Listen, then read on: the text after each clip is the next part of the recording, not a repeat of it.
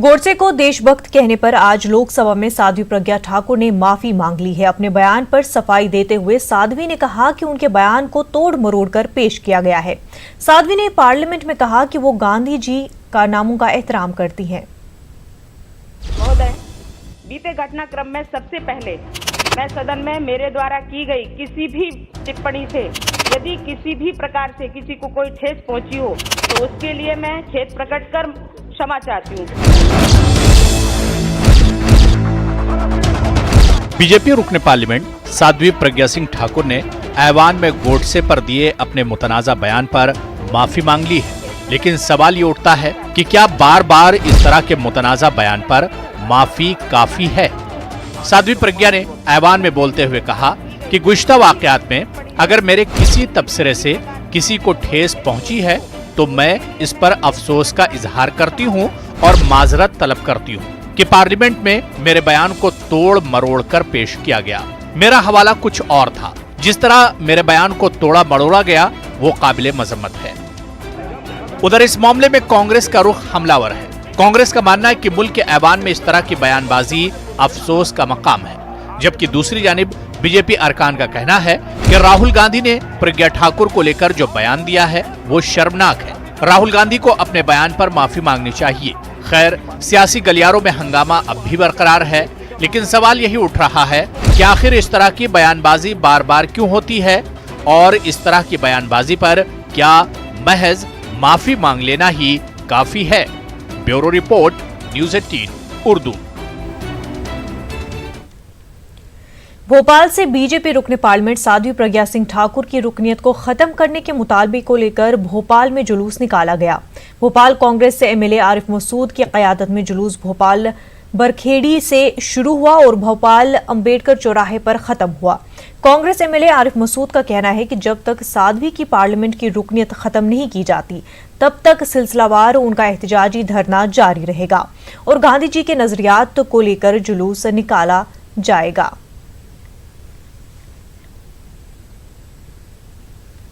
हमने कल घोषणा करी थी बुधवारा चौराहे पे के मध्य विधानसभा के प्रत्येक वार्ड में हम जन जागरण करेंगे और ये आम करेंगे कि देश के लोग गांधी विचारधारा से चलेंगे, गोडसे की विचारधारा से ये देश के लोग नहीं चलेंगे। हमारी दूसरी मांग थी कि सांसद प्रज्ञा को बर्खास्त करो, जो अभी तक पूरी नहीं हुई है। उसके लिए ये क्रमबद्ध आंदोलन है। आज वार्ड 35 का आज हुआ बरखेड़ी में। अब कल नए भोपाल के वार्डों के अंदर ये काम चलेगा। अब ये आज देश को तय करना पड़ेगा कि गांधी देशभक्त है या गोडसे देशभक्त है। एनसीपी लीडर मजीद मेमन ने महाविकास अघाड़ी के कम अज कम मुश्तरका प्रोग्राम में अक़लियत लफ्ज का इस्तेमाल नहीं किए जाने पर वजाहत पेश की है। न्यूज़ 18 उर्दू से बात करते हुए उन्होंने कहा कि वज़ीर आला उद्धव ठाकरे को अब ये साबित करना होगा कि वो हिंदुत्व के एजेंडे पर अमल पैरा नहीं है। मजीद मेमन के मुताबिक ऐसी बहुत सी बातें कम अज कम मुश्तरका प्रोग्राम में शामिल नहीं की गई है जो जरूरी है, लेकिन इसका मतलब ये नहीं कि उन बातों को नजरअंदाज कर दिया जाएगा।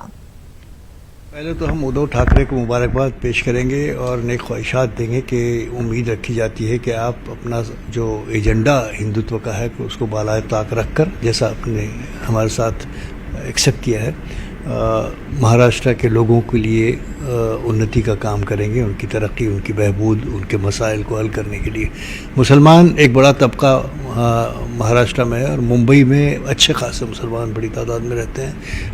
काफ़ी बड़ा कंट्रीब्यूशन भी उनका रहा है सरकार की ख़जाने में टैक्स के ज़रिए वगैरह वगैरह। और ये उम्मीद की जाती है कि नई सरकार, हमारी सरकार जो एक कॉमन मिनिमम प्रोग्राम के ज़रिए काम कर रही है, उसके तहत काम कर रही है। लेकिन जैसा कि आपने सही फरमाया कि अगर मुस्लिम रिजर्वेशन का मुद्दा कॉमन मिनिमम प्रोग्राम में नहीं दर्ज किया गया है तो इसका मतलब ये नहीं कि उसकी तरफ ध्यान नहीं दिया जाएगा।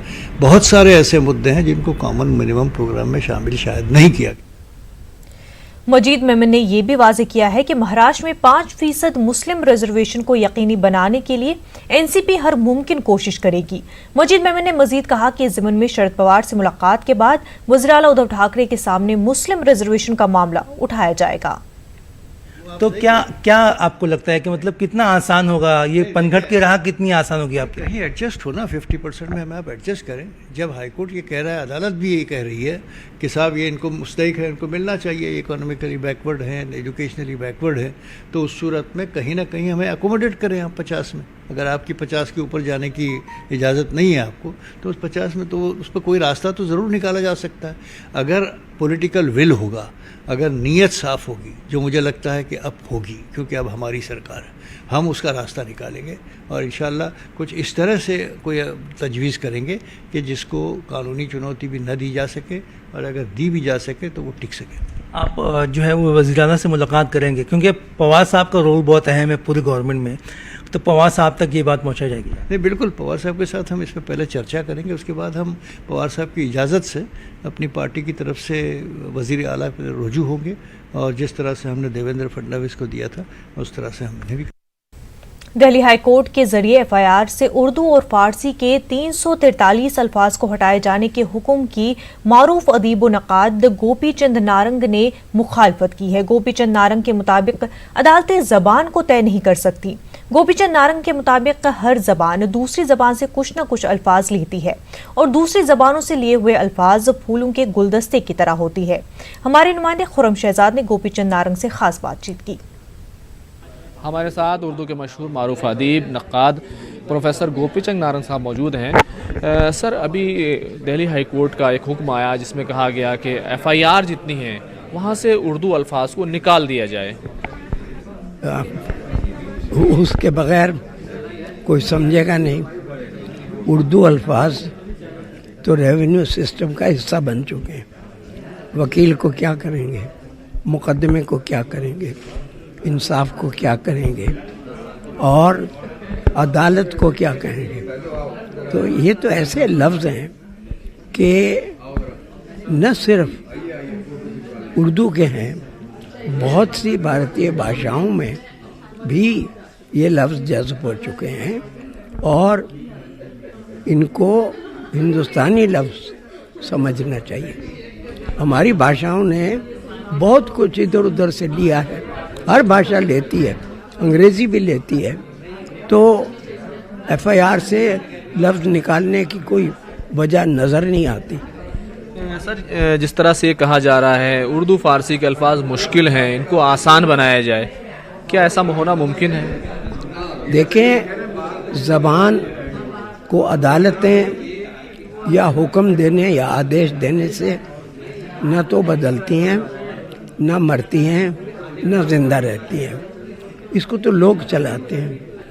ज़बानें तो ज़बानों को चाहिए, और ज़बानों के लिए अच्छी पॉलिसी ये है कि हम प्लूरलिस्टिक समाज है, हम एक कंपोजिट सोसाइटी हैं, और ज़बानों में दूसरी ज़बानों से आने वाले लफ्ज़ फूलों की तरह होते हैं। तो जिस ज़बान की आगोश में, गोद में जितने फूल और रंगदार फूल होंगे, उतनी वो ज़बान खूबसूरत होगी। आप अंग्रेज़ी को देख लीजिए कि सारी दुनिया में बोली जाती है, और सारी दुनिया की ज़बानों के लफ्ज़ उसमें शामिल हैं, और उन पर कोई एतराज़ नहीं करता। बहुत शुक्रिया। तो ये थे गोपी चंद नारंग, जिन्होंने साफ तौर पर कहा कि अदालतों का काम नहीं कि उस ज़बानों को तय करें। कैमरामैन हरीश के साथ खुर्रम शहजाद, न्यूज़ 18 दिल्ली। दिल्ली में उत्तम नगर कब्रिस्तान का मुद्दा एक मर्तबा फिर से गरमाने लगा है। यूनाइटेड मुस्लिम फ्रंट ने वज़ीर आला अरविंद केजरीवाल को इस मामले को लेकर एक खत लिखा है, जिसमें वज़ीर आला अरविंद केजरीवाल पर मुसलमानों को नजरअंदाज करने का इल्जाम भी लगाया है।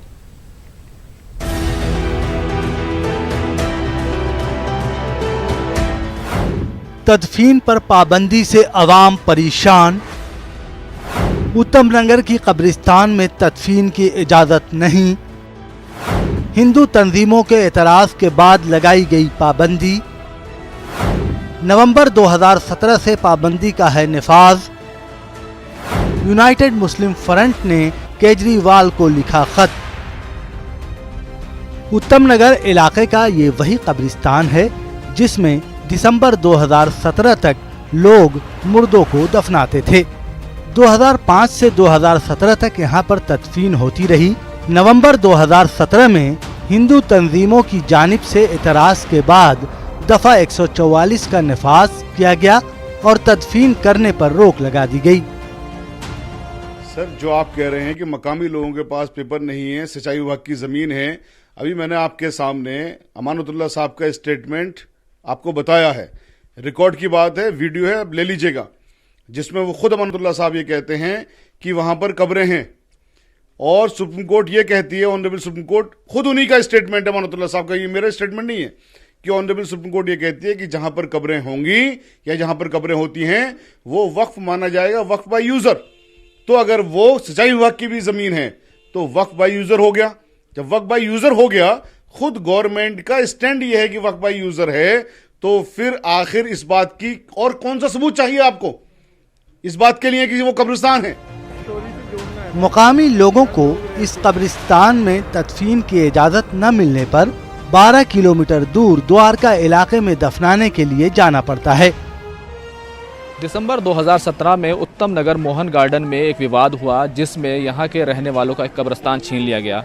कब्रिस्तान छीन गया, लेकिन उसके बाद से यहाँ पर काफ़ी सारी दिक्कत पैदा हो गई है। यहाँ के लोग हमारे साथ हैं, हम उनसे जान लेते हैं ये कब्रिस्तान छीनने के बाद क्या दिक्कत पैदा हुई है, किस तरह की पोजीशन है अभी? सर, सबसे बड़ी प्रॉब्लम तो ये है कि मौजूदा वक्त में अगर किसी का इंतकाल होता है तो उसको कहाँ लेकर जाया जाए, कहाँ पे दफनाएं, मैटर ये है।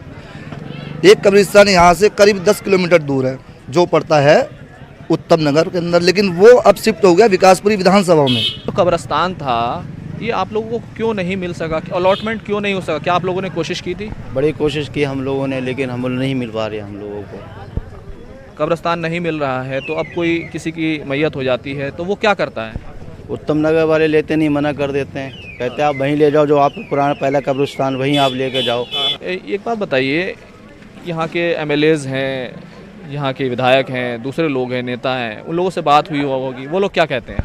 वो लोग कहते हैं कब्रिस्तान देंगे, लेकिन MCD वाला वो तोड़ के चले गए, बंद करवा दिया, वहाँ कब्रिस्तान बिल्कुल ही हटा दिया। तो यहाँ से उत्तम नगर जाए तो उत्तम नगर भी मना कर देते। अब इलाके के छोटे कब्रिस्तान में तदफीन हो रही है, लेकिन जगह कम होने की वजह से कई कॉलोनियों के लोगों को दफनाने की इजाजत नहीं दी जा रही है, जिसकी वजह से मामला दिल्ली अक़लियती कमीशन तक पहुंचा है। हमारे जो शिकायत आई है वो ये है कि कुछ लोग जो कि उस इलाके के ज़रा से बाहर रहते हैं, उनका ये कहना है कि उस इलाके में जो कब्रिस्तान है वो हमको अपने यहाँ मुर्दे दफन नहीं करने देता।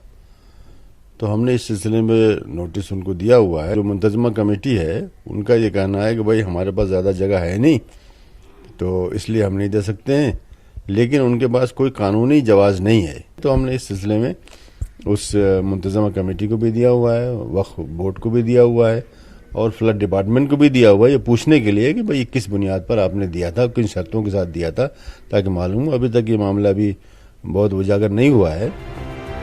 दिल्ली में कभी 704 कब्रिस्तान हुआ करते थे, लेकिन अब 131 ही बचे हैं, जिनमें से सिर्फ 115 में तदफीन हो रही है। ऐसे में दिल्ली में तदफीन को लेकर परेशानी बढ़ रही है। न्यूज़ 18 उर्दू के लिए दिल्ली से खुर्रम शहजाद की रिपोर्ट।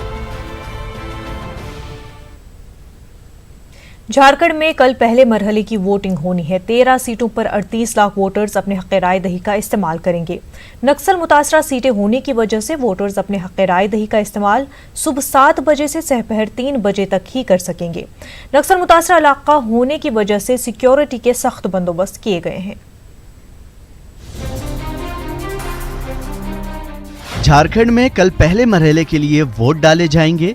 पहले मरहले की 13 नक्सल मुतासरा सीटें जिन पर कल इंतखाबात होंगे, उनमें चतरा, गुमला, बिशुनपुर, लोहरदगा, मानिका, लातेहार, पांकी, डाल्टेनगंज, विश्रामपुर, छतरपुर, हुसैनाबाद, गढ़वा और भूवनाथ शामिल हैं।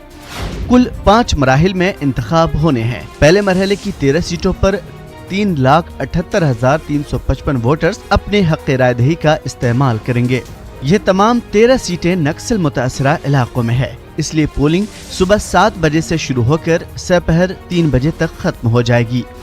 पहले मरहले के 13 सीटों पर कुल 189 उम्मीदवार मैदान में हैं। इसके साथ ही 3,906 पोलिंग स्टेशन कायम किए गए हैं। झारखंड में 81 रुकनी असेंबली के लिए वोटिंग 20 दिसंबर तक 5 मरहलों में होगी और वोटों की गिनती 23 दिसंबर को होगी। Bureau report, news 18 Urdu. Bengaluru में बज़्म उम्मीद फरदा और बज़्म सदा के तहत ताज़ियती नशिस्त मुनक़िद हुई। हाल ही में इंतकाल करने वाली कर्नाटक की 2 अदबी शख्सियात ज़िया कर्नाटकी और प्रोफेसर अब्दुल मजीद खान को ताज़ियत पेश की गई। कर्नाटक उर्दू अकेडमी के साबिक़ चेयरमैन प्रोफेसर मीम नून सैयद ने इस ताज़ियती नशिस्त की सदारत की।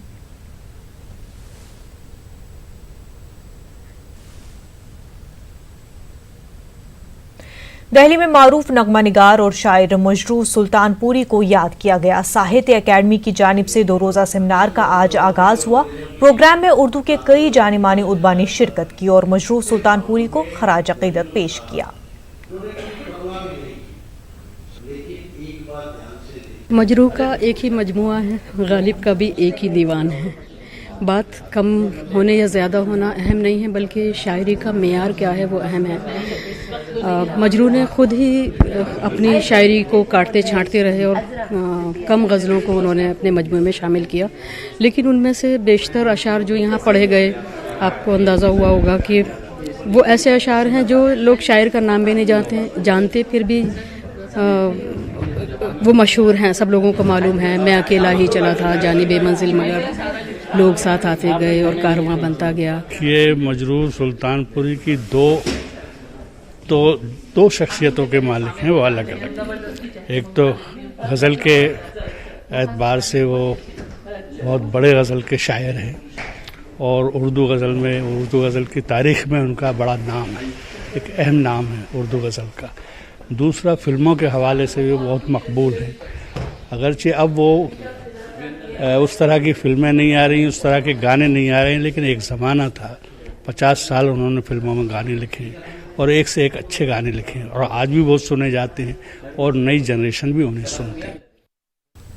मध्य प्रदेश उर्दू अकेडमी के ज़ेर एहतमाम भोपाल में शाम गज़ल का इनकाद किया गया। शाम गज़ल के प्रोग्राम में मुमताज़ गुलकार अहमद हुसैन मोहम्मद हुसैन ने शिरकत की और अपनी आवाज़ के जादू से सामईन को महजूज किया। वाज़ेह कि मध्य प्रदेश उर्दू अकेडमी के ज़ेर एहतमाम इस प्रोग्राम को यौम इक़बाल पर मुनक़्क़िद किया जाना तय किया गया था, लेकिन अयोध्या फैसले के पेश नज़र उसकी तारीख़ में तौसी की गई और अब उसका इनकाद किया गया। दिन बदलते जाएंगे, सूरत बदलती जाएगी, हर तरफ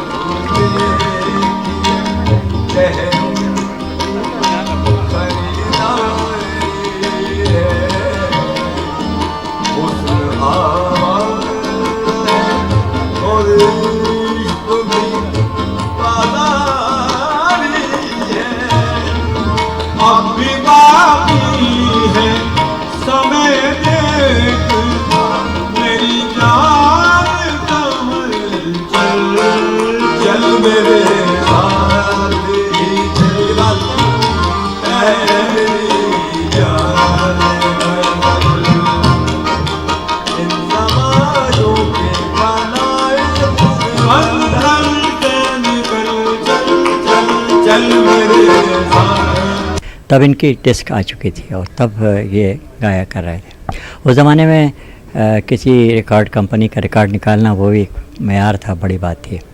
तो इनका 40 साल का तजुर्बा है और हमें उम्मीद है कि इस मौके पर ये इक़बाल से मुताल्लिक़ भी कुछ पेश करेंगे। हम लोग अल्लामा इक़बाल को भी याद कर पाएंगे और ख़ास बात यह कि हम ऐसे फ़नकार और कलाकार को सुन पाएंगे। 2 भाइयों ने मिलकर एक बहुत लंबा वक्त गुजारा है और इनकी काफ़ी महारत भी है और उर्दू की जो गज़ल और चाशनी है वो इनके गायन में हमें मिलती है, गायकी में। भोपाल गैस सान्हे को 35 साल बीत चुके हैं। उन 35 सालों में मध्य प्रदेश में कई सरकारें बदली, लेकिन गैस मुतासरीन के जख्म अब भी हरे हैं। इलाज और मुआवजा तो दूर की बात है, यूनियन कार्बाइड कारखाने में पड़े 18,000 मैट्रिक टन केमिकल कचरे को अभी तक साफ नहीं किया जा सका है। आप देखिए रिपोर्ट, हमें दीजिए इजाजत। आदाब।